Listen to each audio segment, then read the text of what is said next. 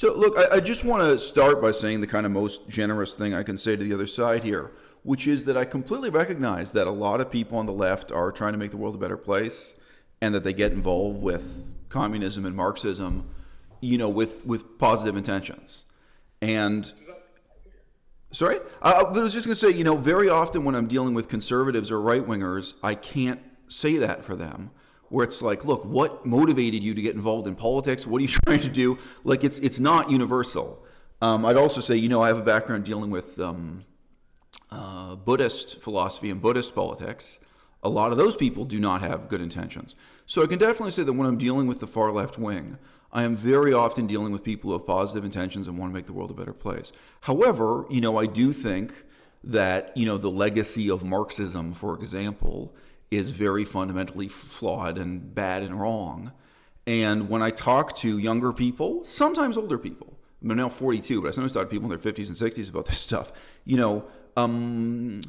when they ask for advice about reading Marx or getting familiar with that, I don't tell them not to read this stuff or to slam the door on it, but I give them a lot of caution. Like, look, if this is the research you're going to be doing, here are the issues you're going to be encountering. Here's the type of dishonesty and misleading material written into the text.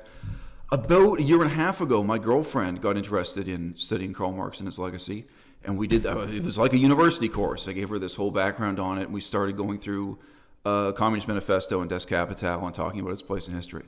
So, my position or my perspective relative to that history is not of a kind of ignorant outsider throwing stones at it. I'm someone who appreciates the good and the bad of it, but now in the year 2020, things being what they are, obviously what I have to say about it is a lot more cautionary than encouraging. So, a lot of things are like that. But again, that first concession I made is not insignificant. Most people who get involved with this, they do have some kind of good intentions, which is worth remembering. Yeah, and I would probably posit like the opposite side as well. Like to be fair, and there is also people who have not only just have bad intentions and are like power hungry, like Stalinist kind of like state communists, looking to like take what they can from others. But then there's also the people who are even like well intentioned, but they are so misled down this kind of vanguard thinking that they dismiss the rationality of others around them and seek to overthrow this invisible enemy, this ideological threat that is capitalism, and that it goes to their heads, and then ultimately they become these like despotic, kind of cruel, evil human beings without even realizing it, because capitalism has tainted everyone else. They've become like so ideologically embedded within this like sort of like dogmatic view that they become like nasty, horrible human beings without even realizing it. And I do appreciate that. And I think that the horrors of the 20th century have taught us that, being like, the road to hell can be paved with good intentions. It's like, I have no doubt that in many cases, take like Lenin's philosophy, in many ways he was an idealist, hoping for like, this upper stage communist environment, which is very much like Star Trek or something. One second. Sorry, someone's phone. Essentially, he was an idealist in that respect, but ultimately, like the regime that he propagated was cruel and unusual. It was wrong, especially when you see what Stalinism went and did. Right. So look, I think there's a really good segue there. So what I was wanting to ask you, correct me wrong, but I believe you just identify as a socialist. You don't describe yourself as a communist, right? Like you're in a kind of intermediate position or middle position. Socialist, anarcho-socialist. Okay.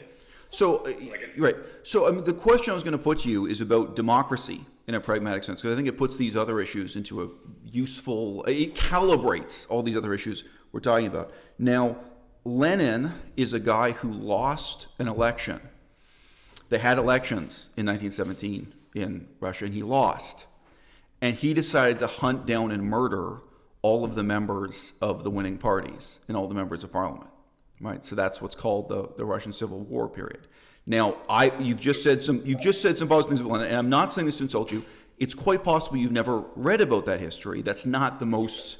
Like the white counter-revolution and so on. Okay.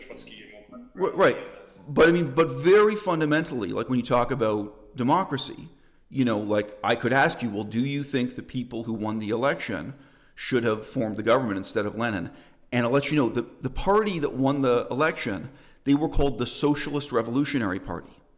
So they were far to the left, but they were not as insane as the Bolsheviks. So if they'd have been allowed to rule, they would have had a democratic but very left-wing government in power, probably a government you would have more in common with than you have in common with Lenin or Stalin. So this puts it in a very pragmatic context. Like, what does democracy mean to you, and what does socialism, what does communism mean to you? I would say that democracy means everything to me. That would be like why I would. Do you know Richard Wolff? He's quite a popular figure in like socialism at the minute. And what he points socialism to be, and again the way that he's like, we've learned from our mistakes, and we've learned from the problems of the last century, and what we talk about is the democratization of the workplace as well as the political environment, and that's where I would say that I would lie upon it.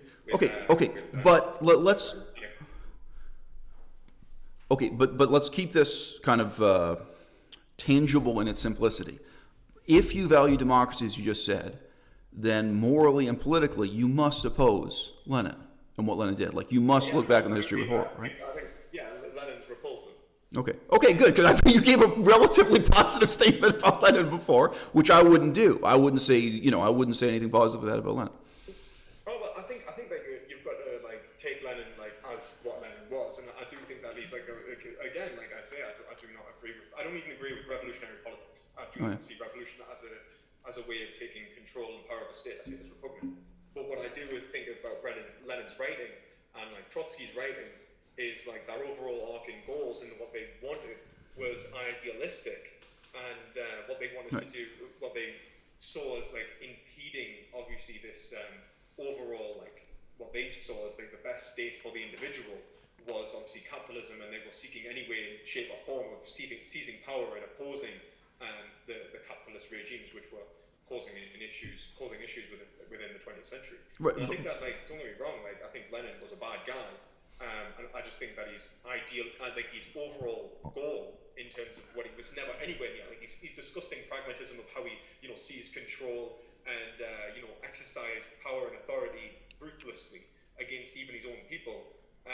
It's repugnant, but his overall arcing ends of his communism, quote unquote, were actually somewhat decent. They were never going to happen within the way he was approaching politics. Okay, so I wouldn't agree with any of that, but the type of excuse you're making for Lenin now, I don't. But look, I mean, it is. You're really giving him a lot of positive. But I don't. Let me just suggest to you, it's a useful, pragmatic, real world comparison. I don't think you would make any of those excuses for the government of Japan from 1910 through to the end of World War II. And those excuses you've just made for Lenin, they're much more true of the government of Japan, to talk about it as an idealistic thing, what Japan was trying to do in that period. And of course, Japan was also much more successful. Japan did not produce the kind of unbelievable dystopia that Leninism produced. And Japan never, as repressive as Japanese fascism was, however you want to describe that regime, the ersatz mix of Japanese Shintoism and emperor worship, and they did have a parliament, they did have some democracy, by the way, in Japan in that period. Limited democracy, you might say, but no, they did. They kept electing the Diet, they kept having newspapers that had the freedom to criticize the government. There were many important features of democracy, you could say, even in the so-called fascist or authoritarian period in Japan. And I wouldn't make these kinds of excuses for Japan in that period either. But I'm pointing out, once you've adopted that excuse-making mentality of saying, and I understand you're being sincere, I appreciate your saying that you sympathize with the ideals and objectives of Lenin, and then you're willing to rationalize this other stuff in that context, well, it would make way more sense for you to be a Japanese fascist, both in reference to what happened historically, and in reference to what the present-day situation is. Right? The present-day result of what Lenin did is Vladimir Putin's regime in Russia, and you don't want to live there, right? And but it's a sincere argument. I mean, you may say that's a bad argument. I know you come out of a kind of textbook university philosophy background, but I mean, this is real life. We have to make decisions. No, I'm sorry, but I mean this in a shallow real life sense of ultimately you have to decide: would you rather live in Russia or Italy or Japan? These are the kinds of shallow decisions that matter. The types of compromises you make, are you willing to come on the internet and say something positive about Lenin, or say something positive about the history of Japanese imperialism, those are like, they may be shallow, but that's the reality of how we live with politics, right? So I just say, it's partly shallow. Go on. I wouldn't say, like, for example, like, it's like, I wouldn't defend, like, I'm not defending Lenin's, like, when I say, like, when I talk about Lenin's disgusting pragmatism, I mean his actions. I mean that the way that Lenin actually behaved, I think, was actually counter to the ideals that he seemed to profess within his writing, even, like, when he talked about, like, the end goal of communism. And a lot of that was stolen, obviously, from Marx, and like kind of propped up in like this kind of idealistic thinking. But then you've got, like, obviously, I was just telling the audience that I'm reading like Terrorism and Communism with Trotsky, and like the reality is that like people don't like to talk about how Trotsky was actually kind of a bad guy. Right. And, Right. like, okay, like, I understand, but why do you put yourself in this conflicted position? So, like, I think you would agree, like, it's not contentious in our culture in 2020, but it could be. I think you would agree that the Japanese imperial period had both good and bad, right? Now, we could digress into naming it off, right? Like, among other things, it was a period of modernization, and it produced Japan as we have today, and it was Japan being ruled by an elected government. There were elements of democracy and freedom of speech. So we've alluded to some of this, right? Like, it wasn't all bad, Japanese imperialism, and that's part of why Japan as it exists today is not all bad. So you could take a conflicted view of that and say, I see both the good and the bad in Japanese imperial history. Why? But why do this with Lenin, given what you've said up for me? Sorry, just to finish the parallels. Given what you've said about Lenin and Leninism, why wouldn't your position just be, this is bad and wrong and regrettable? Like, why put yourself in a conflicted position? I think exactly the same approach to even like forms of fascism and other like politically repugnant regimes. I would never want to mimic them, but I would say, like, you can, like, take for example Nazi Germany, as disgusting as it was, had a welfare state to some degree. I agree with the concept of a welfare state. I just don't agree with the gassing of the Jews. you know what I mean? And like, obviously, I'm not cherry picking parts of that state, because I would never want to replicate aspects of that state, because it was vile, disgusting, and obviously one of the greatest atrocities that have ever faced humanity. And I would never be apologetic towards saying that, and even saying that about the USSR. I do think that the USSR was a disgusting regime in the first place. But then, even associating those regimes, like, we've got to remember that all of these regimes have been, like, that we've even discussed so far, have been totalitarian. And obviously, the type of socialist or communist that you talk to, they may not be totalitarian. So, for example, I'm an anarchist. I don't even believe in the kind of democracy that we have. I think the kind of democracy we have is shallow, and it's what is it? You just said you approve of a social welfare state, though. But go on. I'm sorry, but you just said that. Go on. Yeah, absolutely. Like, yeah, I do believe. I think, like, for example, I think a real democratic anarcho state would actually be more close to what's. So you want anarchy, but with a social welfare state? Okay, well, that's a pretty big contradiction to your thoughts. Okay. I would say that could only happen if you had like an educated population willing to engage in mutual cooperation, and I think that's what real democracy and anarchy would look like. I think the real goal of like socialism, I think, like in its truest, most pure form, is almost it's a massive long shot away from what we even talk about today. It's about an educated population willing to engage within social cooperation for advantage of the everyday individual, and willing to genuinely help their fellow individual out of a state of ethical obligation. And I think that's what I think that most, as you say, like, well-meaning, socialists going into it today are actually looking at socialism like that. Okay, so look, I'm it's not that I'm disregarding what you said, but I'm replying to something you said a whole 2 minutes ago or something.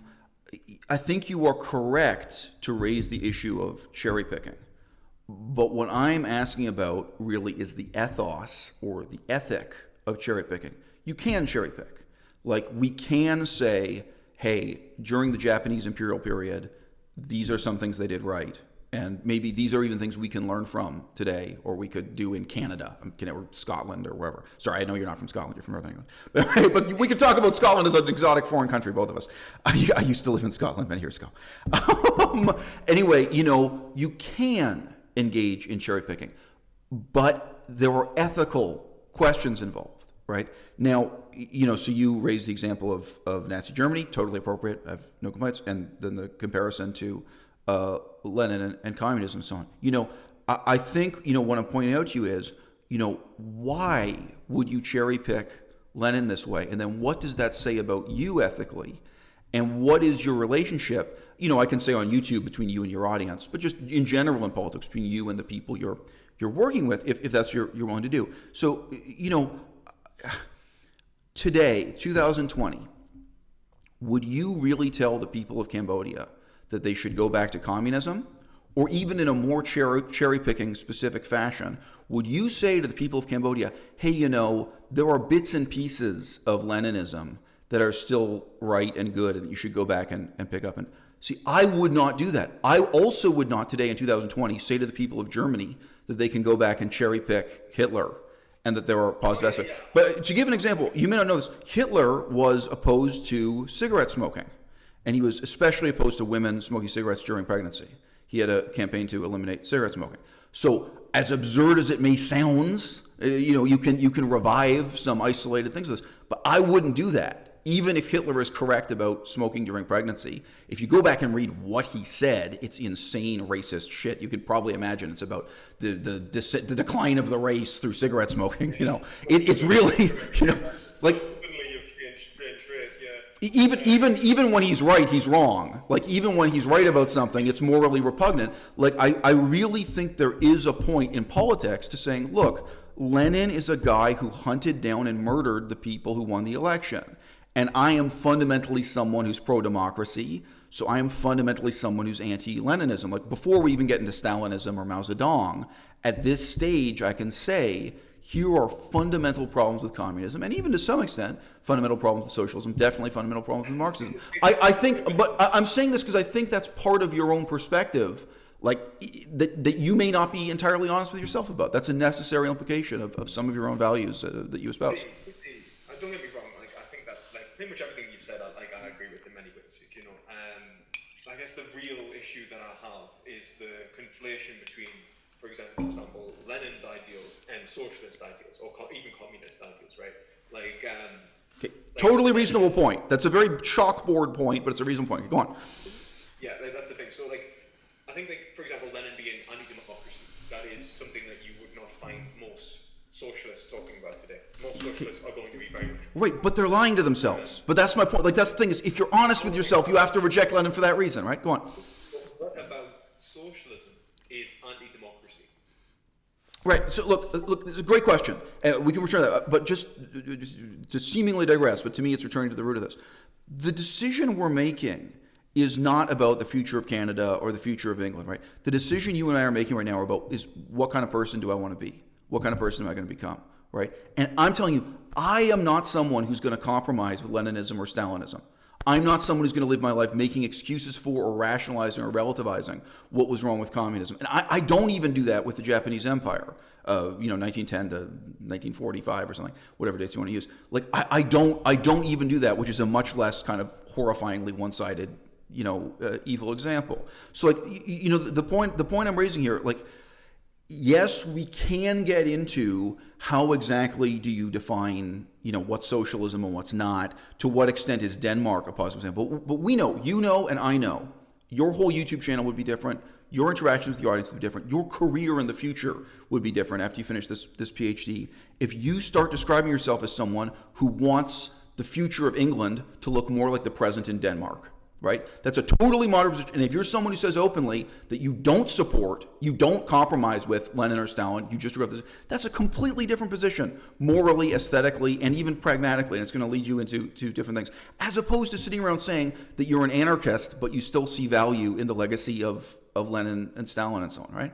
Like, that's, you are making a choice both about the kind of person you actually are and also how you present yourself to other people, how you work with other people. This has implications that frankly are philosophical in nature, given that you're a philosophy channel.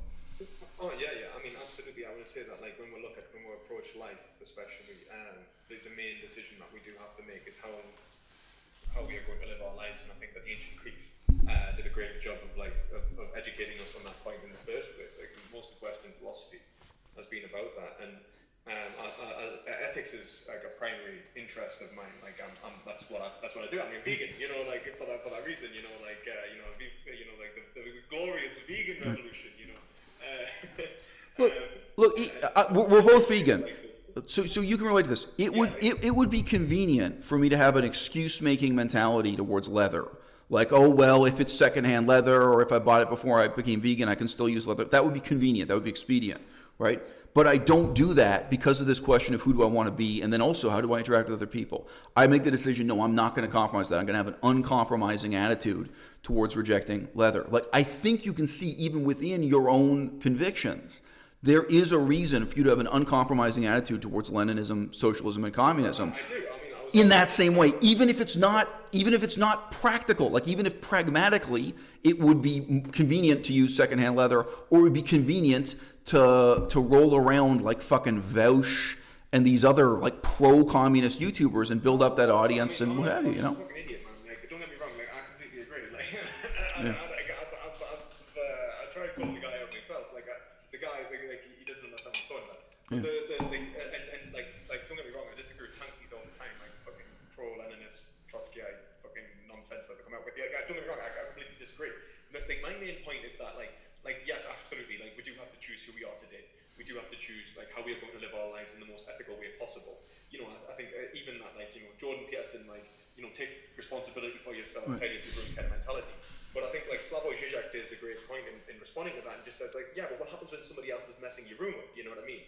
And taking responsibility and like understanding your place within the world is understanding again like how our states should be formed and how we should obviously interact with one another politically.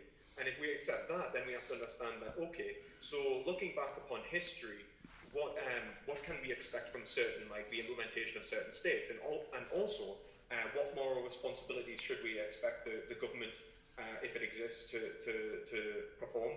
What responsibilities should the citizens have? How should corporations exist in relation to, you know, even like employee-employer relationships? Should we allow them to be propagated onwards forever? Right. And I think that when we start asking these questions, I think that the moral decision that like comes out of this is, honestly, I would say, is a democratization of the workplace, and is a democratization of how we live our lives in terms of like as a workforce. Like the employee-employer relationship, I would say, is an inherently exploitative relationship. The idea of a wage, for example, like I think the Marxists and early 20th century communists, even the ones that were even anti-Leninist at that time, showed like even women's rights movements at that time were showing that like the concept of a wage, they rejected that. Like when that was being like promoted, they were saying that a wage is wrong. You are renting an individual. You are not paying them for their labor or the product of their labor. And so I would say that like the rejection of these like unjustified kind of economic distributionary methods is the primary goal of like most like many socialists. Not all socialists. Obviously, you get your tankies and your Leninists and your people who are full of shit. But like you do have the moralists who are, you know, who are socialists. And I would say, like, don't get me wrong, I'm not going to cherry pick Lenin and say, like, there are good parts of Leninism. I don't need to. Like, I don't need to look at Lenin's regimes. I don't need to look at Trotsky's regimes. I don't need to look at, you know, like, what went on in, like, all these horrible regimes in the world and go, like, oh, well, this was good and that was bad. Like, I just meant in a philosophical level. Like, right, but I think that is a significant decision for you to make, you know, publicly and privately. I mean, I'm really just encouraging you to have a more uncompromising attitude in living out your own ethical values. I mean, I'm not really trying to change your ethical values in this conversation, but I'm pointing out to you your ethical values are in some political decisions you made, like being fundamentally pro-democracy, making that central to your view of the world. Well, that's incompatible with a lot of this shit you're compromising with. But how is democracy incompatible with like anarchism? Like, so for example, take like the philosophy of like Noam Chomsky and like anarcho-syndicalism. How is democracy incompatible? Good question. I want to reply to something you said about 3 minutes ago. Sorry, it just happened. It's okay, but we're kind of several different topics here in several directions, which is good. It's a sign of a good conversation. But a couple minutes ago, you were talking about ethical decisions and fundamental commitment to being moral, okay? And I want to point out, you know, I'm radically open-minded and flexible about that, but there has to be a point, and you have to be honest with yourself about what is the point of making this moral compromise or even doing something you know to be evil. Apologies if you already know this about me, you may not. I signed up to join the army to fight against ISIS. It's only a couple years ago when that war was very much hot and ongoing. So ISIS, the Islamic State, right? Now, there are all kinds of immoral elements to that, right? And just to give a really quick one, if you're vegan, in that war, you know, they had a lot of problems with sheep on the road, you know, in Afghanistan and what have you. And you shoot people, but it may sound ridiculous, you also shoot sheep in that war. It happened quite a bit.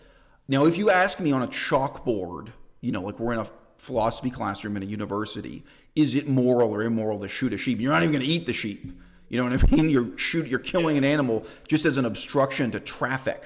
You know, sure. In a sense, it's immoral. Am I willing to do it? Yes, with no hesitation. I'm at war. We're trying to win this war. We're going to shoot sheep. We're going to shoot people. Like, there are all kinds of immoral and unethical things I am willing to commit to do. And I am not going to lie to myself, and I'm not going to lie to anyone else. I'm not going to lie to my girlfriend or my wife or my grandkids about what it is I did or why. But yes, I'm willing to make the commitment to do evil and unethical things for a reason that I know, right?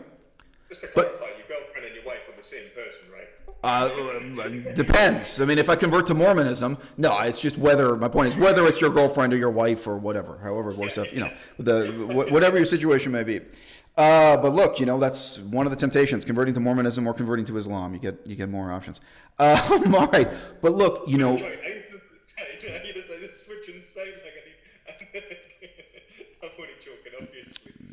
Look, man, I used to live in France. I used to live in Thailand. There were a lot of alternative lifestyles there. All right. Really, that's a kind of standard model for marriage in France, let alone getting into Thai culture. Look, you could commit to embracing what's bad and evil and wrong with socialism as a philosophy or anarchism as a philosophy or even communism as a philosophy if there were a point. But like I'm suggesting to you, in current circumstances in 2020, there actually isn't a point. And in some ways, like you may be doing yourself a disservice. Like you may be really limiting positively what you can do with your life by making these compromises. Now, like, you know, right now, there's a revolution going on in Thailand, okay? And it may be unsuccessful. I mean, if you were gambling on it, it's quite possible it will fizzle out and nothing's really going to change at the end of this attempted revolution. After the kings died and so on, and the unpopular prince is like coming to power, but obviously the one, yes, the Jura was. Put it this way, there are fundamental questions about how democratic or not democratic Thailand is going to be in the immediate future. Okay, all kinds of people have to make the compromise. Like they don't agree with everything in the Revolutionary Party, let's say, but they say, okay, I'm going to make this compromise. I'm going to commit to joining this party to achieve this objective. And then after the revolution is over, we can debate all kinds of other things, right? People do make those commitments. But what I'm saying to you is making excuses for Lenin, like fraternizing in this way or compromising this way, playing these games with these particular ideologies. It makes no sense in Cambodia in 2020. It makes no sense in Canada in 2020. I think it makes no sense even in England or Scotland in 2020. Like even on that level of like being willing to embrace something evil for an outcome you're pursuing, I still think this is fundamentally wrong. Like I really think in 2020, so I really think 2020, just in one sentence, because you just saw that video. You know, I have many videos talking about the history of communism and socialism, hundreds or something. But you know, the one video you just saw, what I'm saying to members of Black Lives Matter, to the BLM movement, and I've made other videos talking about it that are more than 30 minutes long, greater length, is no, in 2020, the correct choice is to actually reject Marxism. Not to like play this game of trying to appropriate from Marxism or wear the cape of being a Marxist. Like, no, like actually that's the right choice to make. And I don't just mean it in a chalkboard sense. I even mean it in this pragmatic sense of being willing to do something evil for some kind of outcome. Like, I mean, like, the way I say this, like, one, like, I wouldn't advocate anyone do anything evil necessarily anyway, because I'm not revolutionary, so I'm not arguing that people do anything that is like cruel and unusual, trying to overthrow the capitalist state, blah blah blah. Like, I'm not advocating for that. Like, in terms of like advocating for like a socialist, like, quote unquote revolution or social change, I would talk about, I don't know if you're familiar with it, which is called the Long March Through the Institutions, in which we try and democratize our institutions and slowly to move towards a socialist state. And a socialist state, as being defined as a state which is based around mutual cooperation for the benefit of the general population, rather than, let's say, the production of profit versus capitalism, when you talk about capitalism, right? And then, like, so when we talk about, like, you know, the moral responsibility of the individual and like what people would be or would not be willing to do, I know that like Black Lives Matter, for example, talking about the abolition of the police force, talking about killing the police, talking about doing some horrible things. Like, don't get me wrong, I'm critical of the movement myself. I'm not actually a fan of like the way it's being led or like lack of leadership even, or the way or its overall political goals, if it even has any, because it lacks legislative like change. It has its issues, and it's certainly different to necessarily what I would say that they should be advocating for. And I do think that, obviously, as you say, many of the leaders, for example, have been influenced by perhaps some of the tanky kind of, Leninist, Stalinist like regimes, and have maybe been influenced by this idea of like direct revolution, because at the end of the day, like, people like the whole communist like aesthetic, right? I mean, like the Stalinist, like, red revolution, like the Lenin red revolution, like kind of aesthetic that was deliberate propaganda in the first place. Like, it's sexy, you know what I mean? That people like, Right. like the revolutionary like life. It looks sexy, right? I don't want any of that. Like, my Right. philosophy is not so sexy, because it's actually about making the world a better place. Right, right. So look, I know that's why, but that's part of why I've phrased this conversation the way it is that like I feel like your packaging, your wrapping, what you're doing on the surface, isn't really consonant with, doesn't make sense for who you are at your core or whatever. Like I'm not. You can tell, like, this is not me saying I hate you or something. It's saying, look, I think if you really think about it, maybe not today, maybe not tomorrow, maybe the next few months or something, probably you need to think about rebranding yourself a little bit, because if this is who you are and what you're about, I see a lot of self-contradictory compromises you're getting yourself involved with that just don't make sense for you. I also don't think they make sense for England or Cambodia or the whole world in general, but for you specifically. Take Cambodia, right? Like, take Cambodia right now. I mean, Cambodia is an incredibly poor country within the capitalist regime. Like take like Vietnam. I mean, like, use Vietnam as an example. Vietnam is, like you said, it was a hybrid between capitalism and communism. I'd probably not say that. I'd say it's like totalitarianism and capitalism. The same with like China. I would say China's fascist. I would say that it's a totalitarian government with a capitalist economy based around like a somewhat half-planned economy around a particular group's interest, and ultimately around this nationalistic goal, like ultimately like fuck the West kind of mentality. And I would say that all of this is also happening in capitalism today. And so even if we take like your mentality, like when we're choosing to be like what we are choosing to be, and if we admit that like we kind of have at this kind of point in time this decision to be a capitalist or a communist, or a capitalist and a socialist, or whatever it may be, like the choice of being a capitalist is just as fundamentally obstructive to justice as the choice of being, let's say, even like a state communist. Because I mean, like, have you ever heard of the Black Book of Capitalism? Like 100 million people are supposed to have died because of like capitalism. And if we talk about like poverty, exploitation, the proxy wars, even the war, like for example in Iraq, like the toppling of Saddam Hussein, and then the killing of the civilians there, Afghanistan, the propping up of Saddam Hussein in the first place by the American government, Libya, Syria. Like many of these conflicts in the first place have been engineered because of corporate interests. But what you're engaging in right now, this is what the British call whataboutism. I think the British know that phrase more than Americans do. This is whataboutism.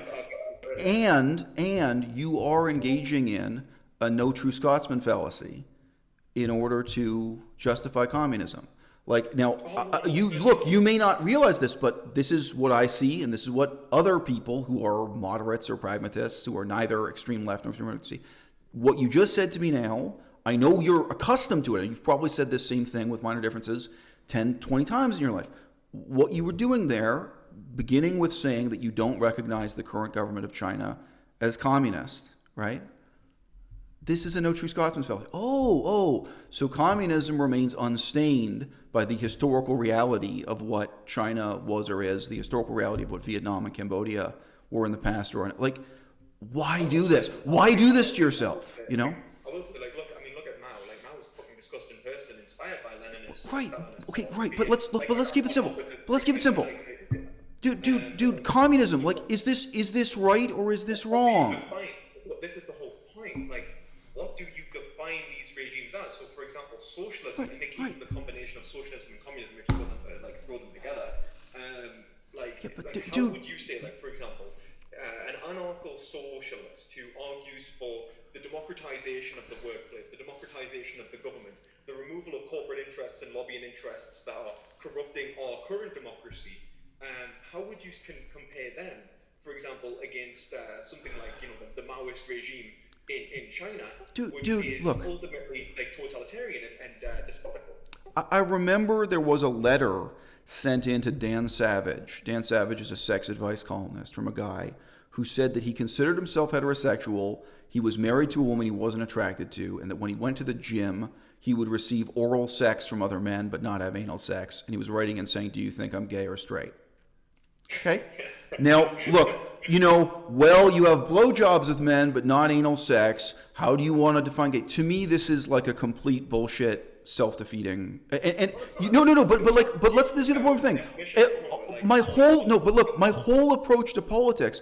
Ultimately, this is about motivation and honesty and integrity and what kind of person you want to be. Now, if a man says that to you, if a man says to you that he has oral sex with other men but doesn't consider himself gay, his motivation is what's important here, not the definition of the word gay. Like in some languages, in some cultures, maybe gay is defined so narrowly that he doesn't get gay. It doesn't matter. You can see, but let me finish. His motivation is self-justification. He's trying to justify himself and his identity, right? Who would have the motivation? Who would have the motivation to claim that Mao Zedong was not a communist? That is just ridiculous. Who would have the motivation to claim that Vietnam today or Cambodia in the 1970s was not communist? Now, I'll tell you who has that motivation. Other communists, right? Throughout the whole history of Mongolia, the communist government of Mongolia was publishing propaganda claiming that China wasn't a legitimate communist country that Mongolia was. That's who does that, right? So I'm just saying, I know you want to point towards this more chalkboard world. How exactly do we find communism? No, all of these countries are communist, and all of these people are gay. There's more than one way to be gay, okay? And there's more than one way to be communist, and this is communism. And who would claim it's not communism? Look at it like this. Would you say that Norway, Switzerland, Norway or Scandinavian countries, are they socialists? They get called socialists all the time. Right, so, but I think you know the answer to that question. These are hybrid economies. Yeah, 100% not. They're capitalists, right? I wouldn't say that at all. I mean, in many of those countries, for example, you can say they have a socialist university system and a socialist healthcare system. So those are significant parts of the economy that are socialist. A liberalist fuck system based around the tax reimbursement of tax redistribution of wealth, based high tax system, drawing as much money into the government. Right. But look, I tell you, you don't do economics, but yeah, that's socialism. I mean, by definition, you draw a line in the economy, and some things are socialized and some are not. So in some countries, really quick example, in some countries, the generation of electricity is socialist. We say there are no private companies involved. The government directly takes tax dollars. So no, but that is textbook definition of what's socialism and what's not. So a country like Denmark is a hybrid economy. The United States also is a hybrid economy, but they draw the line of how much is free market and how much is socialist at a different point in different ways. Drawing lines is a fundamental point, and it talks about definition. If you're saying where does capitalism and socialism begin and end, then we've got an issue, and that's kind of the point I was trying to say. I would say that if we are drawing lines, it's at what point is the guy gay? You know what I mean? Am I holding hands with the guy? Is that gay? Is it are traps gay? you know what I mean? Right. Okay, but this is good. This brings back. But the point is, what I'm questioning is not where you draw the line. It's fine. You're asking the question. It's a legitimate question. What I'm asking is, what is your motivation to claim this? If you say you only suck dick a couple times a month, you don't think you're gay, right? Wait a minute, just to clarify to my chat, I am not saying extremely erudite, hypothetical, academic conversation here. But if you were to say that you only suck dick a couple times a month and you still think you're straight, what's really important to address is your motivation in making the claim. It's not really the plausibility of the claim or where you draw the line. Look at the motivation to reject a certain identity is based upon the right. Of that identity and the way it's performed. But you still want to assert, right, in this hypothetical example, you still want to assert you're heterosexual, right? You still want to assert you're heterosexual even though you have gay sex in this hypothetical. So that's the significance of it in terms of motivation. But this is my point. So this brings back, who would claim, and you did earlier, and I think this points to this deep fissure within what you're doing philosophically and politically that you need to, I suggest, I'm not saying this to insult you, but I suggest in the next weeks or months, you really think about it and try to make this coherent instead of incoherent. Who would say to me or anyone, who would make the claim that Mao Zedong was not communist?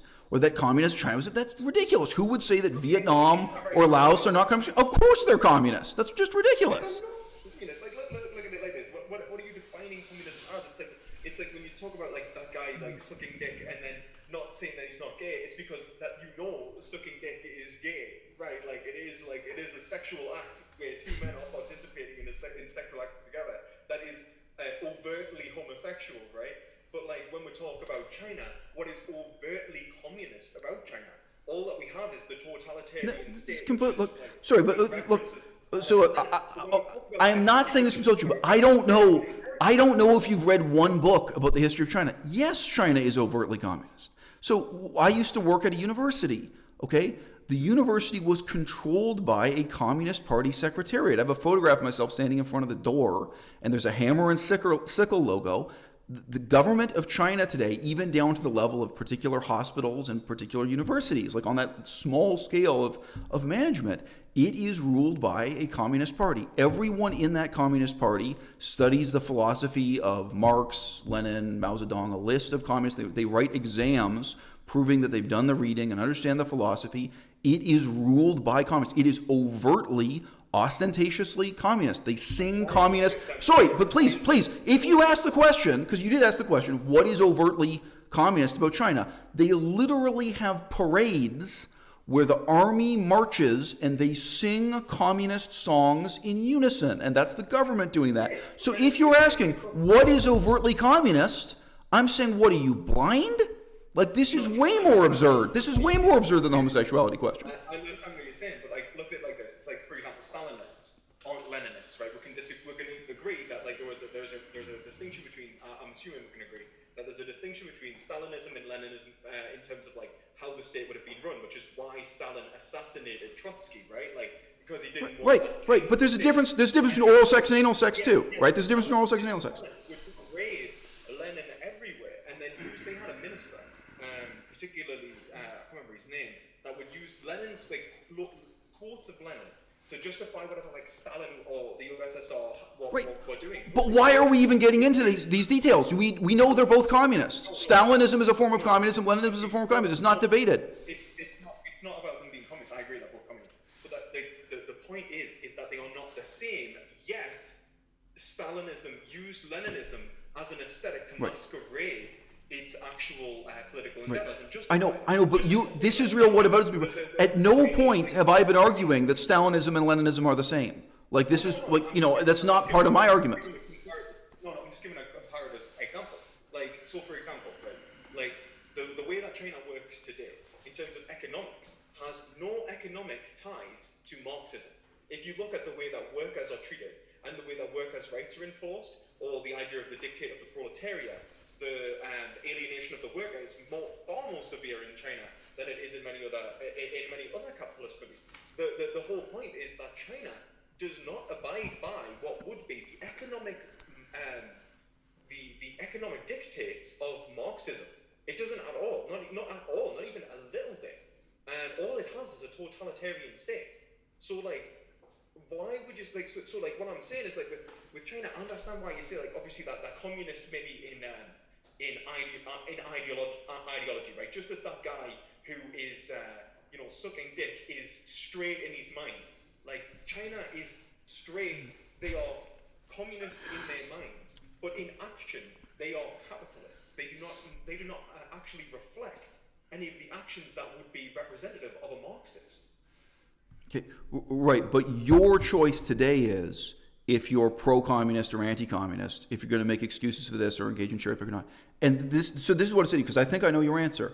So if I ask you today, so given everything you've just said about China, given the current situation China does, do you think China would be better or worse if they had elections, let's say the exact same system of elections that they have right now in Switzerland?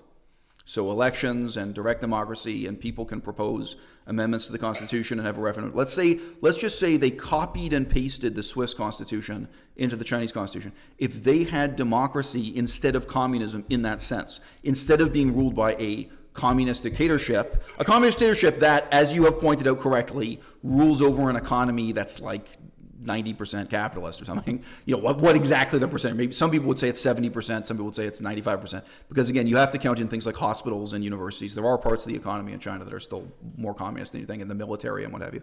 But in any case, it is a predominantly capitalist society ruled over by communist dictatorship. But you now in 2020, do you think it would be an improvement to replace that communist part of the system with the democratic part of the system. Oh, absolutely, a democratic Right. part of the So system. you've got to live that accordingly, bro. Like, that's all I'm saying is you have to start living your life and package yourself down with philosophy as someone who is anti-communist in that sense, because that's all it takes. But that's not socialism. They don't get to own that, man. It's like that. They don't get to own what is you don't have to be like if you're a socialist, you have to go like. But these are real world palpable examples. Right now, the government of Nepal is communist. Now, right away, I mean, like I said before, there's a difference between oral sex and anal sex, but it's all sex, right? If right now, if we make a comparison, so just real quickly, if you make a comparison right now, if you make a comparison between the government of Nepal and the government of Vietnam, just to pick two examples, and say in what ways are these two places communist, it's very different. You're going to come up with a long list of really meaningful differences, right? But still, if I were to ask you the question, do you think the way forward for Nepal in the next 20 years, do you want Nepal to become more like China today? Or do you want Nepal to become more like Switzerland? Your answer, your honest, true answer is that you want Nepal to be more like Switzerland. And on some level, you know it. You're just not living accordingly. No. But even if you take that example, where the next society is going to develop, do I want for example Nepal to be more like Switzerland rather, or China? Well, you've basically propped up, for example, perhaps one of the most moral states in the world versus one of the least moral states in the world. Right. So why don't you start, if you believe that, start living that identity. If you think that Switzerland is one of the most moral states in the world, that should be who you describe yourself. You're not even a socialist anymore. Now you're a Swissist. What can I tell you? You're a Helvetianist. You're a Helvetian Republicist. You have to start living that way, man. Go on. But I mean, it'd be like if you met someone who was in denial about being vegan. If I met someone who doesn't describe themselves as vegan, but they live a vegan diet and they think leather is immoral, I'd say, look, you got to start calling yourself vegan. Start living accordingly. For example, when you were talking about, for example, what I admire from Scandinavia, you said that they are socialist aspects of the economy. When I'm talking about the things I admire from Scandinavia, they would be what you describe as those socialist aspects of the economy, right? It's just like when we talk about and if you genuinely believe that that's a form of socialism and it's a mixed hybrid economy, then how can we deny that? For example, the World Happiness Reports of these hybrid economies between socialism and capitalism is not if socialism is this degradation towards our identities, towards the way that we live in a moral framework, then why are Scandinavia such moral paragons compared to somewhere like the United States, which is by far more right-leaning and more traditionally capitalist? And that's what I would say. It's would you want Nepal to be more like, for example, Scandinavia, or would you want it to be more like the United States? Yeah, right. So just mention, I'm writing a book right now, which makes my political views more clear. And you might enjoy it. At various reasons, various points in this, I thought, gee, this guy might be interested in looking at my book. The book isn't finished yet. I'm doing the final rewrites and revisions and writing the concluding chapter now. So probably within a week or something, I'm going to be finished this book, and I'm sharing it as a PDF on Patreon. But this conversation is only in small part about me. But I don't know how many of my videos you've seen about socialism. But my perspective on socialism is not that socialism should be abolished. I take the pragmatic view that at all times, some portion of the economy is socialist and some portion is free market or capitalist. And so obviously, the percentage of the economy that is socialist in Denmark is much higher than it is in the United States of America. And, with a country like Canada, I think Canada is a very, very poor quality and system of government. Obviously, Switzerland is a more positive example for Canada to look at in many ways. But, I just say, so I assume you're in your early 20s now? Late 20s. Okay, so I'm 42. So look, I'm 42. I just say I think it's a hard thing, but my perspective on you is not that you're a bad person, is not that you have bad intentions. My perspective on you is that you're someone who's become too accustomed to the chalkboard academic world. And I know you're rebelling against it to some extent too. You were just saying what complete bullshit the university system is and university philosophy is now. His point is, but in the real world, these are the kinds of hard, pragmatic decisions we have to make. Now, I'm interested in Nepal. It's very unlikely I'm now going to move to Nepal and make Nepal my next Cambodia, but I'm tempted. It's a possibility in my mind. It's because also the language there is very easy to learn. Compared to Cambodian, believe me, you and I could both learn an indigenous Nepalese language in 3 months. Compared to Chinese, easy language. But look, Nepal is interesting to me politically. It would be so hard for me to move to Nepal and advocate for a more democratic future in a context that is dominated on the one hand by communism and on the other hand by Hindu nationalism that is attached to the monarchy, like pro-monarchist, Hindu casteist. That's a really tough political environment for me to be in, and it would probably entail really difficult pragmatic sacrifices. It might be that the only colleagues I have would be people who are members of the Communist Party.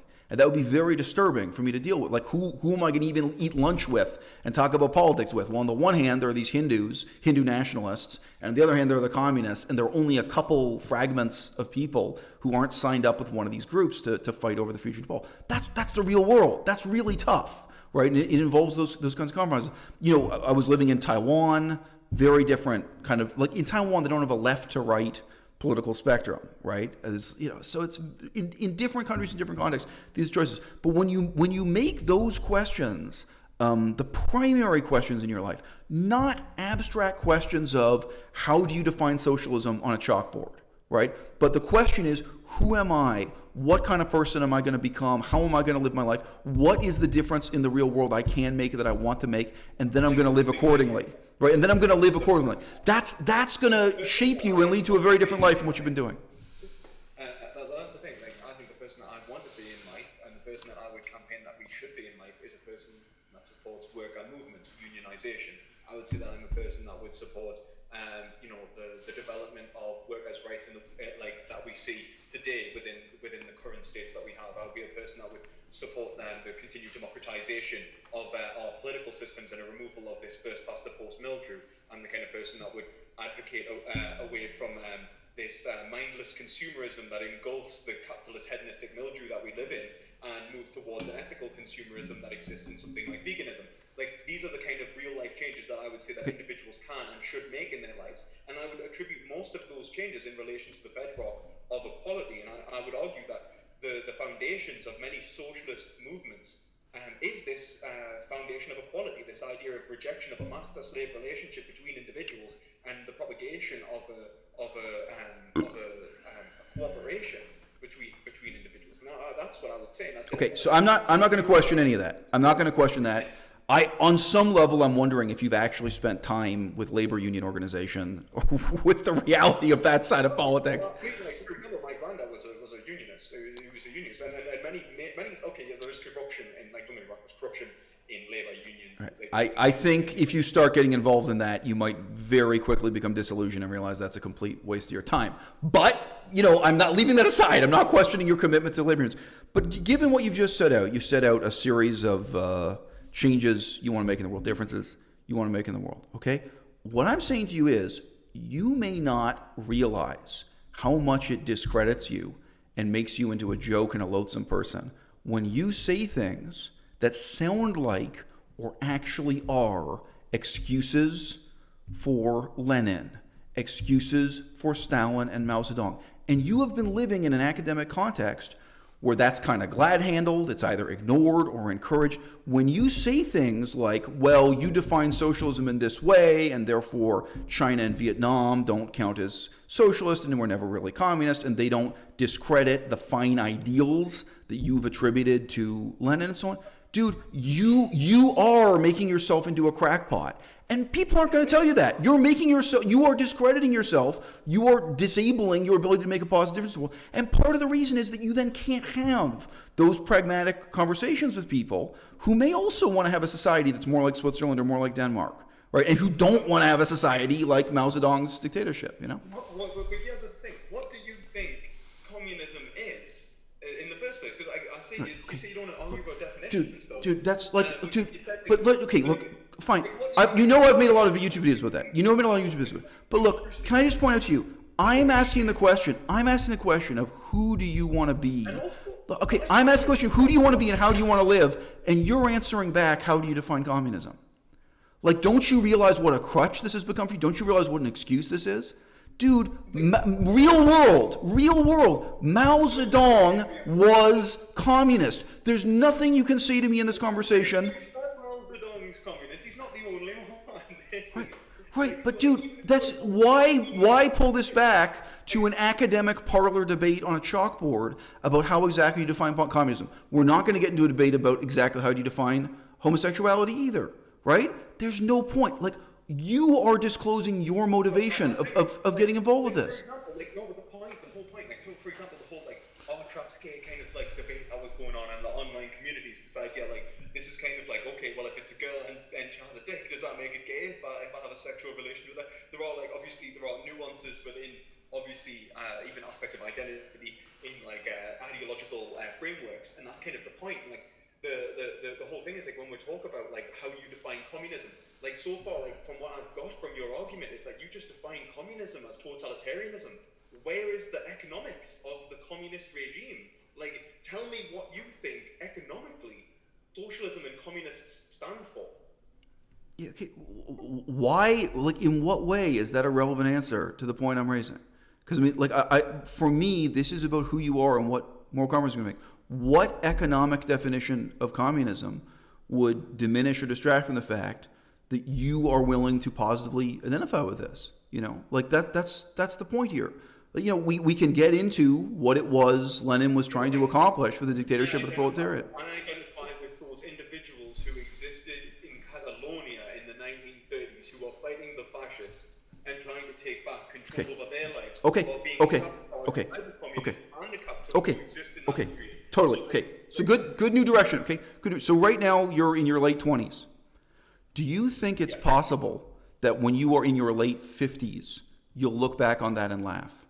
You'll think, wow, what a stupid, pointless, youthful delusion it was for me to think that I could build my academic career or my political career or change the world by glamorizing this period of 5 years in the history of Catalonia, Spain, and holding that up as an ideal for the future of England. Like, do you think an older person could look at that and kind of sneer? Like, is that imaginable to you? Of course they could, but then you've got, like, people who are elderly, for example, like Noam Chomsky, who's in his 80s. Right. So Noam Chomsky, did he change the world? Compare Noam Chomsky to Bernie Sanders even. Noam Chomsky's had an incredible impact on the world. Okay, I completely disagree. I look at Noam Chomsky as a total failure. And Noam Chomsky supported the Khmer Rouge. He supported the Khmer Rouge in Cambodia. He published on it. He backed it up for years, decades. I look at Noam Chomsky as a guy who completely discredited himself. His political career is a complete failure. And he had the potential. He had the fame on the basis of his status. He had fame and wealth, being a professor of linguistics who got famous in that field in his own right, even though I think his work on linguistics is also complete horseshit. But, you know, no, Noam Chomsky began from a position of power, privilege, and influence much greater than someone like Bernie Sanders. But he wasn't willing to make the compromises and deal with the real world in a way that would actually get outcomes. Politicians have a lot greater influence. Although Bernie Sanders, I mean, what the fuck has he done?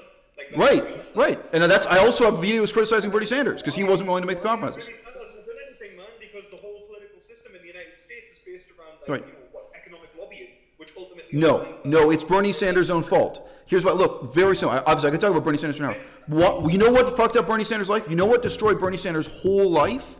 Was that he wouldn't let go of this word socialism.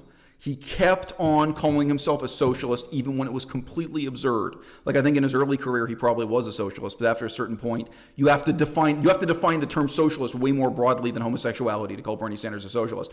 But he insisted on hanging his hat on that peg. He insisted on defining himself that way. And it completely discredited his political career, and that's why he accomplished nothing. Or he accomplished 1/10 of what he could have accomplished. He could have been president of the United States of America, but he wasn't because of socialism, because of his attachment to that ideology. Sold out all of the values which would have made him a good president. I mean, let's be honest, who becomes president of the United States of America?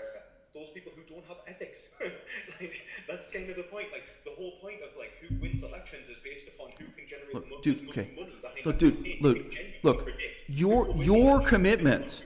Joe Biden had more money than Trump, so Joe Biden won. You're into whataboutism in a big way, man. Look, your commitment ultimately is not to any definition of the word socialist or an economic definition of the word communist or a definition of what happened with the anarchist party in Catalonia for a period of 5 years, during which time they were all heavily armed and in a state of civil war. It's ridiculous to point this into. Okay, and the communists undermined. Okay, look. I get it. I know the history of anarchism in Catalonia. Okay? I know, but come on, it's not utopia. Look, I gotta finish this sentence, bro. Look, your commitment is not to a definition of socialism, and it's not to a definition of anarchism. Your commitment is to you, okay? Ultimately, Bernie Sanders has to be committed to being Bernie Sanders, and you have to be committed to being you. And all this other horseshit, dude, it's really holding you back.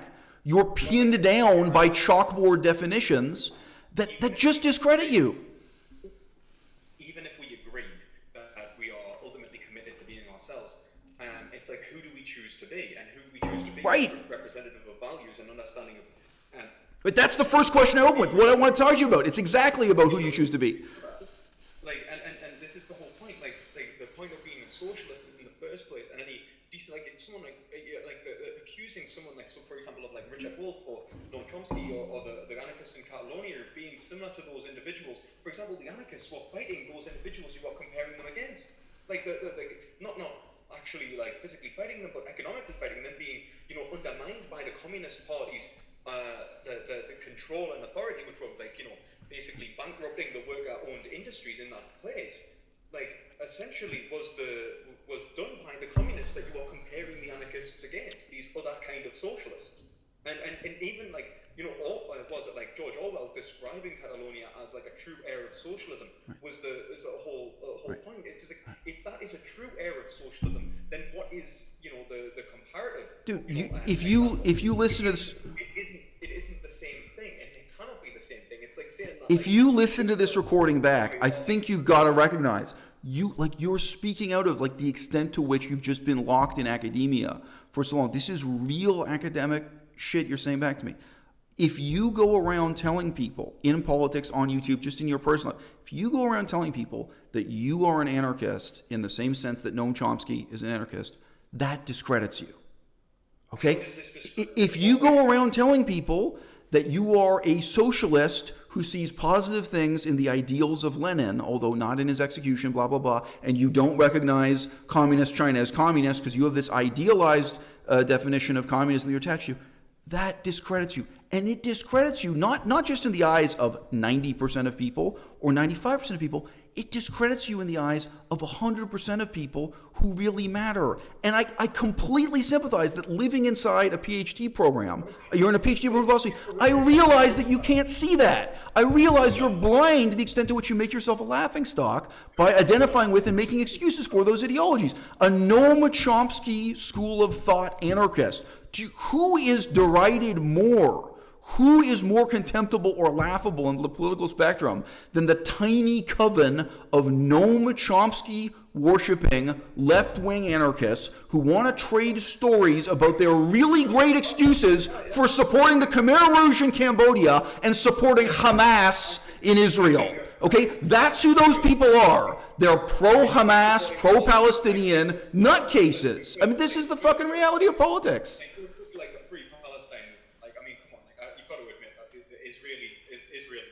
Dude, I don't have to. Dude, I'm telling. I'm a pragmatist. But like, look, my position in this conversation is to say to you, I mean, for example, my granddad was in the Palestine police. You know what I mean? So, for example, as a UN peacekeeper in that state, and he faced terrorism from what was the Jewish Women's Army and like many of the terrorist organizations at that time.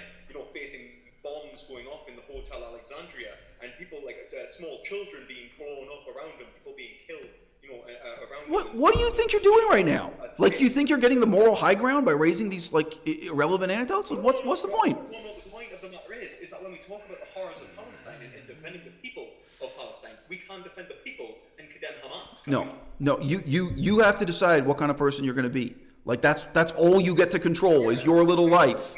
Right? Like, you don't get to change. Like, that's also, why I support veganism. I'm talking about making the difference you can make in the world. There isn't a goddamn thing you can do about the civil war in Syria. There isn't a goddamn thing you can do about the Palestinian peace process. Not a goddamn thing. You get to decide what kind of person you're going to be. And that's what I'm saying to you. You know what really matters for you? I think... we talk about the economics of our systems, man. Like, the fact that we can have an influence upon the economics of our system by, modifying the ways in which the workers are involved in corporations, then like we can have a real political influence. I mean, like one of the things I was talking about recently. Okay, you think so? Okay, you think so? You're making the claim. You're making the wait a minute. Hold on, college boy. You're making the claim that you, with your PhD in philosophy, are going to be the leader of a trade labor union, and you're going to influence them with your ideals from Noam Chomsky and from Catalonian anarchism. That's your fucking claim in 2020. We can do another interview in 2025 and look back at what you accomplished in those 5 years. You are claiming real world, this is not academic writing on a chalkboard, that you personally are going to become a labor union organizer with your bullshit ideology and your excuses for Leninism and all this other shit. Have you even thought through the sacrifices you'd have to make as a person to be in that position of leadership? Yeah, but dude, I know, but you did the opposite also. That's what I'm drawing your attention to, is that you're making these self-contradictory compromises and waffling. Dude, think about, so I don't know if you've known any of those guys who are real labor union organizers. They have to go through this incredibly boring process of getting a degree in law related to labor union laws. They have to spend years working inside that union. They have to spend their whole life surrounded by the blue-collar schlubs in that union. And then guess what? All they get to fucking advocate for is higher wages and longer vacations and jack shit else. And then they get to look back. They get to look back at the 40 years they spent doing that and say, hey, I got people a $2 an hour raise and a slightly longer vacation. That's what they spent their lives accomplishing. And you will never be able to. Those people will hate you and laugh at you and sneer at you, college boy, with your PhD in philosophy and your laughable talk about Noam Chomsky and anarchism. Like, you don't realize the extent to which, like, if you think you're discredited in my eyes, think about how discredited you are in the eyes of a pipe fitter. You think those people are impressed with your ideology? This is a joke, man. Like, what are you talking about, man? Like, look at it like this, right? Like, you say that we'll have to make real-world decisions about our ethics. Yeah, you've ended this conversation. You must have insulted me like at least fucking 10 times. Oh, well, I can apologize. I'm sorry if you feel insulted. I mean, I was trying to give a compelling and engaging performance for you, but anyway, sorry. Fair enough. That's fair enough. Like, I understand. Like, things get heated. Like, whatever. Like, I get it, and I understand. Like, you have your position. I have mine, and like these boundaries. Like, maybe like being the tongue in cheek is good anyway, because at least you're talking straight. But like, the thing is that I would say that, like, don't get me wrong. I understand. Like, having real world impact is perhaps one of the most difficult things ever, right? Like, in general, right? Like, just having like the ability to change the way things are in the world. But I don't think that means that we should just give up, right? I mean, that's the whole point of veganism, isn't it? Like, the fact that we will campaign, even though things at the minute are at the darkest night they could possibly be, we have to see the stars in the words of Martin Luther King. You know what I mean? Because at the end of the day, this atrocity that is happening to animals every single fucking day is so fucking atrocious that we would outright do anything to stop it, because it is disgusting. It's so horrific.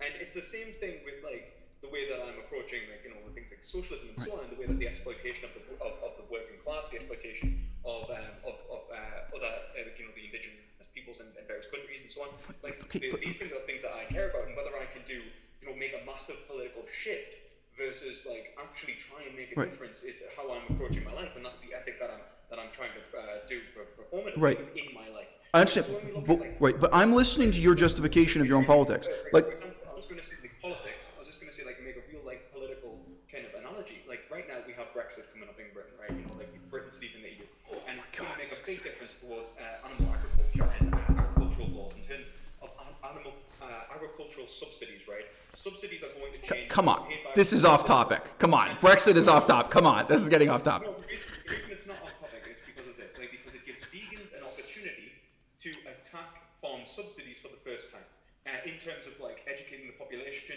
and also by attempting to change things politically in certain directions in order to minimize farm subsidies, which ultimately prop up, many agricultural businesses. I'm sure you're aware of that as a vegan. Like it's one of the big things that we're trying to fight against. And suddenly we may have an opportunity to do that. And being an individual who has moral convictions, who has ethical convictions, like having those convictions is waiting for an opportunity to express what is right in your day-to-day life, even if you cannot do it at that moment. Would you not agree?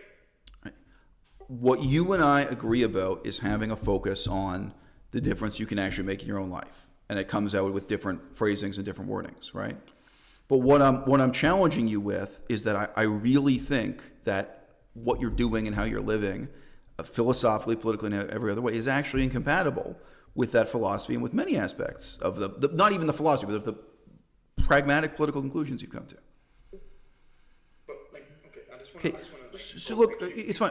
You raised this issue of Brexit, but the example we were talking about before, which just based on how you state your own political philosophy and how you justify your own identity, it seemed to be a big deal to you. You were talking about labor union organization. Now, I'm not painting you into a corner. I didn't corner you and force you to say something about labor union. It seems to me that authentically and sincerely, that's a large part of how you justify your engagement with socialism and a particular school of anarchism and the extent to which you flirt with the far left beyond that. So that's coherent. I understand what you're saying.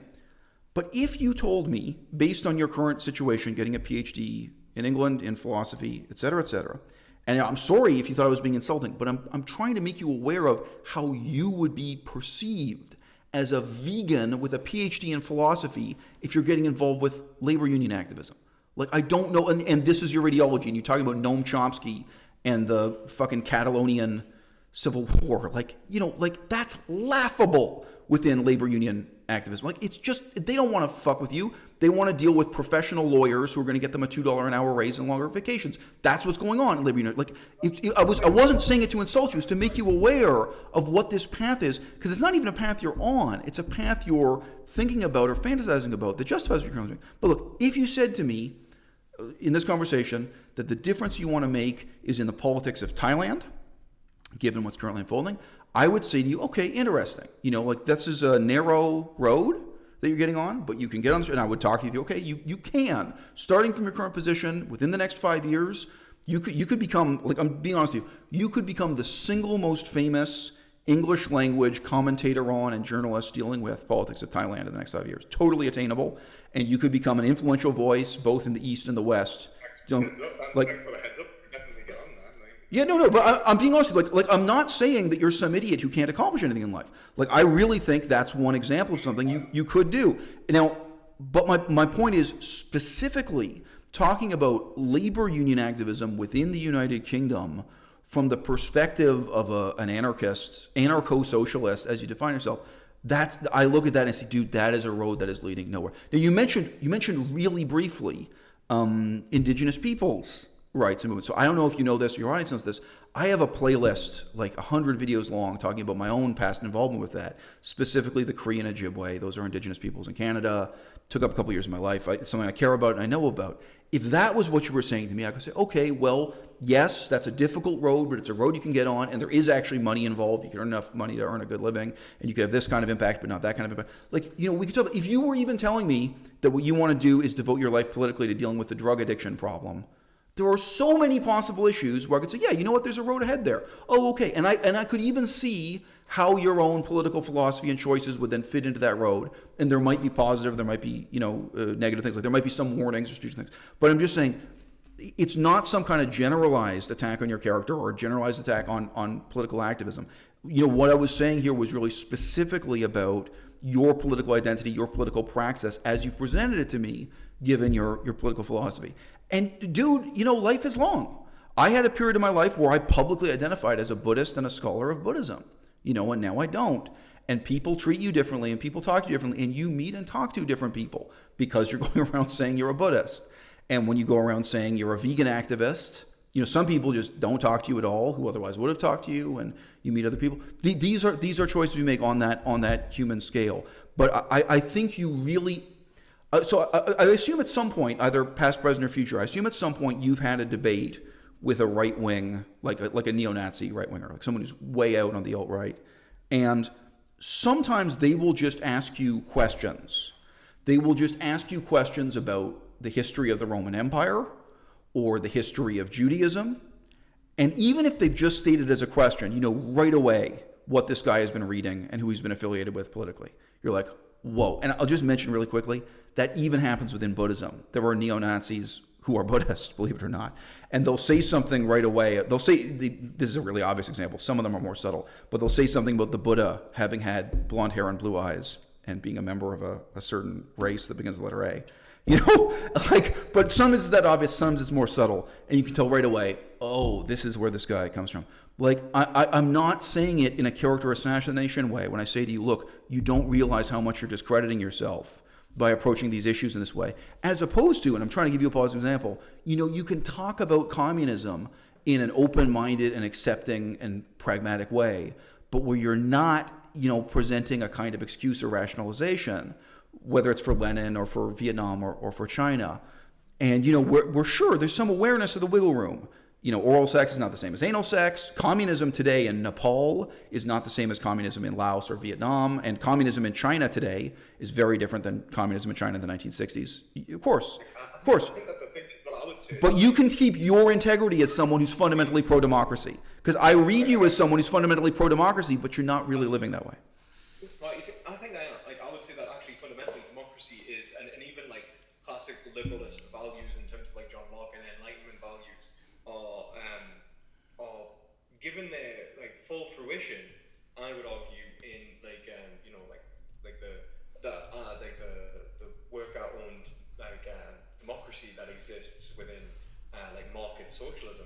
That's kind of what I would say. And I would say when you talk about comparison, I say anal sex versus oral sex in terms of I would say that we're not even talking about the same species and the same kind of reproductive mechanism.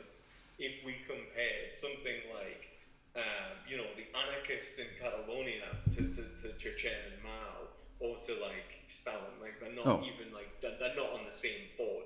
Okay. So let me reply. Good point. I do appreciate this. I do appreciate that you're saying people will approach you depending upon the labels you decide to associate yourself with in such a way as okay, good. And thank you for saying that. Because again, I'm not trying to insult you when I say that, but when I say look, outside of academia, if you were actually trying to get involved with labor union activism, and this is how you present yourself, and this is how you talk about your ideology, those people will judge you way more harshly than I will. You will be a laughing stock as a college boy with a PhD who talks about Noam Chomsky. That's I will, and I may have to take that in stride, but I think I'm a laughing stock to many people who are just being a vegan. But at the end of the day, the use of words cannot be ideologically regulated by those individuals who would take and seize control power in order to propagate their ethics and their morality above another individual's, despite not having been able to give a justification for it. And that's why we call ourselves vegans in the first place, is it not? Okay, so you just made an interesting statement, and I would say the exact opposite. So you just said the meanings of words can't be used by people in authority to, in brief, oppress us or discriminate against us. Is that? Oh, no, that's not what I said. I said they can be. They can be. That would be what I'd say. I would say they can be. That's right. Yeah, I would completely agree. What I'm saying is that the words that are attributable to us, we cannot allow individuals to take control of our language and our ability to identify. Oh, okay. So that's right. So that's where I disagree, because then pragmatically, no, of course you can. If I call people gay, if I say I'm gay, people are going to think I'm gay. It's as simple as that, right? If you say you're a socialist, people are going to start. Of course, that's life on earth, man. Of course they can. Look at it it's like when you say for example, you call yourself gay, people think you're gay, right? But even in the 1930s, the word gay meant something different. I know, completely true. And what communism meant something different in the 1930s too. Agreed. Yeah. But that's life on earth. No, I mean, so people can use words to judge you, and you are using words to define yourself, and you're using words to talk about how you feel and what you believe. Sure. Actively, how we use words and how we understand words is a performative game in which we operate within other individuals. And so if I'm scared to use certain terminology because of other people's judgment, then we aren't going to be able to have a discourse beyond anything from what a certain group of individuals dictate. What is acceptable, what is not acceptable. Please tell me what I am and what I'm scared to be. Because otherwise I'm not going to be able to be anything that might be worth being. I wouldn't be a vegan right now if I was scared of social ridicule. But the point of the matter is I would argue that veganism is the moral position. It is the thing that we should be doing, and I'm not scared to call myself vegan because we should be doing it, and I'm trying to actively change that stigma by being willing to identify with it and act accordingly. Point taken. But you don't want to call yourself a communist, correct? You understand the danger in that. I mean, I think you contradict yourself because you recognize that. It's the same thing. Yeah, but you wouldn't call yourself a Maoist, correct? I mean, just yes or no. Would you call yourself a Maoist? You know what I mean? Okay, but look, would you call yourself a Maoist? No. Would you call yourself a Stalinist? No. So it's the same game. You can pretend you're not playing the game, but you are. And that's why you identify with this weird form of anarchism. Now, look, I just want to say, you made a statement earlier that you think we're not comparing like dogs and cats. We're not comparing two different types of dogs. We're comparing two completely different species when you talk about this particular form of anarchism you admire as opposed to other forms of anarchism, other forms of communism, other forms of... Okay, wait. I gotta reply. I gotta speak to that, and this relates directly to what you just said now about how you describe yourself, how you live with your life as a political animal. Okay, I'm going to tell you something right now that the anarchists in Catalonia had in common with Lenin and with Mao Zedong. What was that? They had guns and they killed everyone who disagreed with them. And wait a minute. They didn't have elections. It wasn't based on democracy. It was not, right? They never really got to that far. I mean, if we look at the time period, they never even had political control over that area. I know all the excuses. There are a whole lot of people on the internet who are going to make excuses to you. I'm pointing out to you, if your position now is that Switzerland is a good thing and would be an improvement, right? It's not really compatible with the game you're playing. No, but I think, don't get me wrong, I don't think Switzerland's the end goal, do I? Right. I don't think that the end goal of I don't think any of the states that we see today are the end goal of what humanity's capable of. I don't know about you, but man, I watch Star Trek. And I see something like that, for example, idealistic as it is, as being in reach. I think there's the episode of Star Trek. I think it's one of the first episodes, right, where Q. I don't know. Do you like Star Trek? Do you know Star Trek? I watched when I was a child, 11, 12, 13, I think, around there. Right. So the next generation, Star Trek: The Next Generation, Patrick Stewart, very brilliant, absolutely should be class. Patrick Stewart is presented by this omnipotent being who's trying to judge humanity for all of its wrongdoing, right? And he turns around and he says, "What Hamlet said in irony, I say." I know the episode and I know the monologue. Yes, the monologue between Patrick Stewart and Q, the godlike figure Q. Yes. Yeah, it's brilliant monologue because it's basically Shakespeare, and basically what he says is that humanity is capable of becoming something better than it currently is, and there's a quote from Hegel which actually represents that man by nature is not what he should be. And that's what I'm saying, that the political environment and what we see is today. And my response to this is actually more anarchist than yours and more Max Stirner and more nihilist. And my answer to that is, what are you going to do in the next 5 years? All this stuff you've got written on the chalkboard, this whole world of academic abstractions, and then there's the question of, what do you actually do in the next 5 years? Okay, I got to call it a day there. It's been great talking to you. It's our first time speaking. One hell of a conversation, one hell of a podcast. I hope that the people in the audience enjoyed it. It's 12:24 on the west coast of Canada. It's this completely spontaneous, unplanned interaction. Good to hear from you. And I hope you do accomplish a lot in the next 5 years. Because let me tell you something. Good luck, man. And was it the native language of Nepal? Well, I am studying languages right now, but not Nepalese. But I know you've been on YouTube. You've been on YouTube since 2015, right? So you've been aware of my channel. I'm not saying you watched every video or something. But you've been aware of my channel probably. You've probably been aware of my channel for 5 years or maybe even 7 years or something. I just say you've been aware of it not for just a month. I used to ask people every day, asking other vegans, vegan activists, and other people. I would ask them, what are you planning to do in the next 5 years? And 5 years later, none of them had accomplished anything, and most of those YouTube channels are shut down and gone. Some of them got pregnant and had kids.